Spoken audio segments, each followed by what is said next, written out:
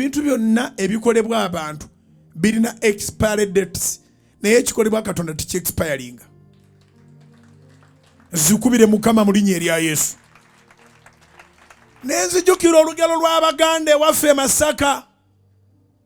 Masaka Buddu gye nzaalibwa gye nakulira. Olugero nga lugamba nti Katonda kyaterekera omunaku tekivunda. Si kyekimu si kyekyo. What God prepared for you, it will never expire. It will never. Yambala bwambazi maanyi ag'okugumiikiriza. Yambala bwambazi maanyi ag'okulindirira. Katonda akumpeera eddiba eggumu ogume nga ne bwe bakuba amasasi nga bwe bankuba amasasi osigala ogenda mu maaso. Olunaku lw'olw'enkomerero bwe luba terunnaba era terunnaba. Nze banteega ne bankuba amasasi munnange n'afa. Nebaza Mukama nti gavumenti n'esitukiramu n'empeera ddala kati obukuumi obusinga ku bwe nali nnyina. N'eggulu lyayongera ku bukuumi sirinzekka.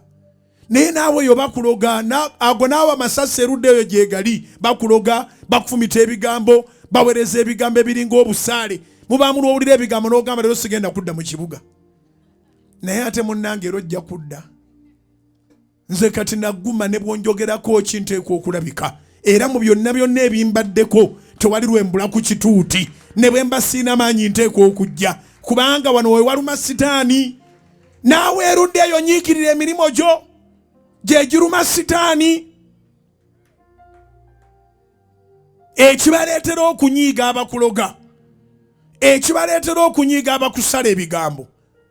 Ekibaleetera okunyiiga abakusiiga enziro. Kikolere ddala. Kikole emirundi 1,500. Kikole emirundi 1,000.